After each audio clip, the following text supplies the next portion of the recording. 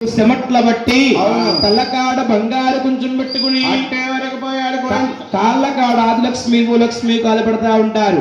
వారిని తాయారమ్మ పుండ్రి కాయిచ్చమ్మ అంటారు.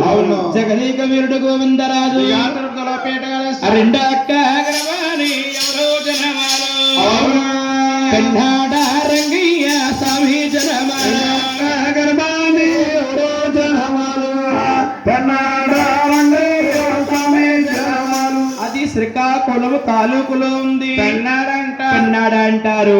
మూడక్క గర్వాణి ఎవరో జనమాలు అవునా ఉప్పాకోలం కన్నా స్వామి జనమాలు గర్భాన్ని ఎవరో జనమాలు ఉపాకోలం కన్నా స్వామి జనమాలు. ఆ నాలుగో గర్వాణి ఎవరో జనమాలు ఆయన బండ బోలం కన్నా స్వామి జనమాలు గర్భాన్ని ఎవరో జనమాలు దండాపోడం కన్నా స్వామి జనమాలు. బెండపూడి అంటే ఎక్కడికి వచ్చమ్మా మనం అన్నవారు వెళుతుంటే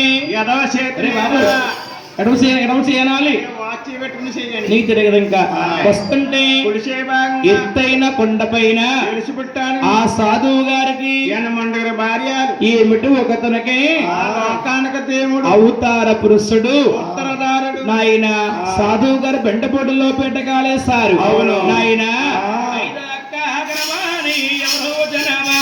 అవునా ఆయన వెంకటరమణ స్వామి జనమాలు గర్భాన్ని ఎవరో జనమాలు స్వామి జనమాలు. బాబు శ్రీను ఈయన పెంకన్న అంటున్నారు. అతను మీ అన్నగారా మీ తల్లికి పుట్టాడా? తల్లి పుట్టాలి అమ్మకు పడతాడా? ఆయనకు మీకు నేలపాలున్నాయా బాబు? నేలపాలంటే ఏడిసేనా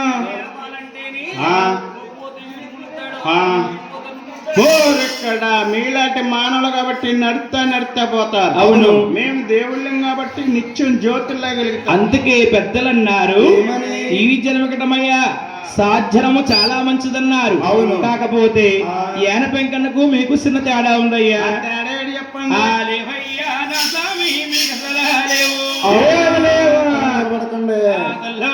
లేవు స్థానాలు స్వామి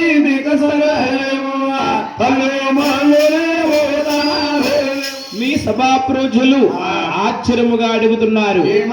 గురువు గారు తల్లి గారికి 7 అబ్బాయిలు పుట్టారు కదా, చాలా బాగుంది. 6గురికి తల్లు మల్లు స్థాన్యపరున్నాయి. ఏన పెంకలు లేకపోవడం కారణం ఏమిటి అనుకోవచ్చండి. ఆ తల్లి గారికి 7 అబ్బాయిలు పుట్టిన తర్వాత ఏకాదశి రోజున తల్లి గారు 7గురిని చూసి ఉపవాసం పెడుతుందమ్మా. కుమారా గోవిందరాజా రేపు ఉదయం కార్తీక నోములు మీ అన్నా తమ్ములు ఉపవాసం ఉండాలి బాబు.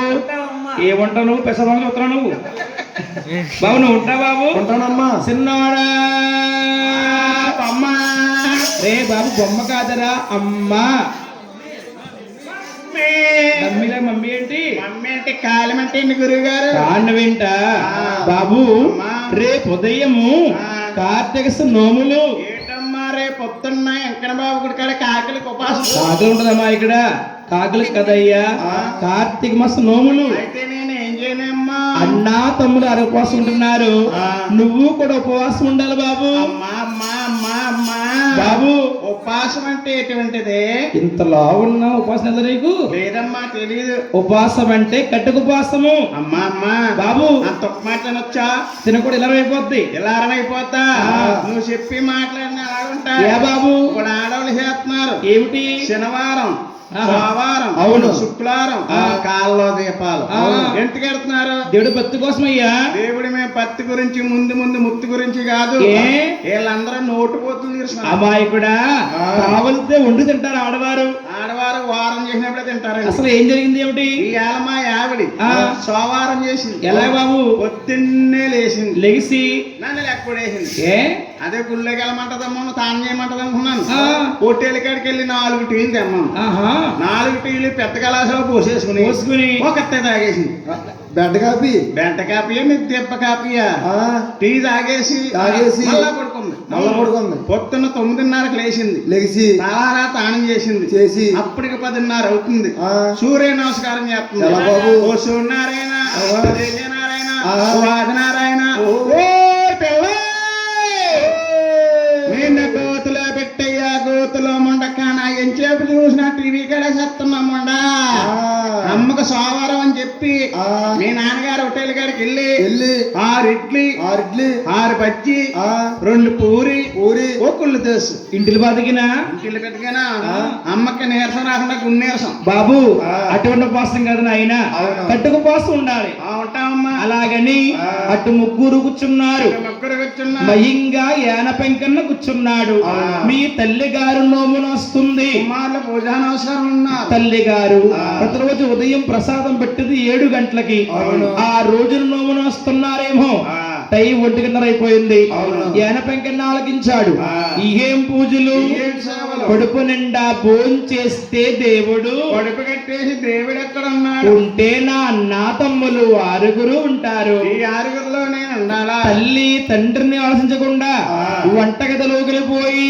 ప్రసాదం పుష్టుగా భోజనం చేశాడు భోజనం చేయడం మీ కన్నా తల్లి కల్లారా చూసి యాన పెంకన్న నా గర్భాశయాన్ని పుట్టి తప్పుడు పని చేశాడు నా ఇంట్లో గాని నా గోతులో రే బాబు గోతులు కదయ్యా గోత్రములో ఉండదగ్గవాడివి కాదు చీ మూర్ఖుడా అని ప్రాంతదేశం పెంపించింది ఎవరికండి వారే పల్లీలకి పల్లీలంటే మాకు నీష్టం బాబు వేటాడే వారిని ఏమంటారు అగ్నిగురు శత్రువులంట అగ్ని కుల శత్రువులు మరకళ్ళు వడ్డీలు పల్లీలు 4 జాతులుగా వెళుతారు వడ్డీలో దేవుడు దేవుడు పల్లెలో దేవుడు పర్యాములు సాయలో దేవుడు దేవుడు పల్లెలో దేవుడు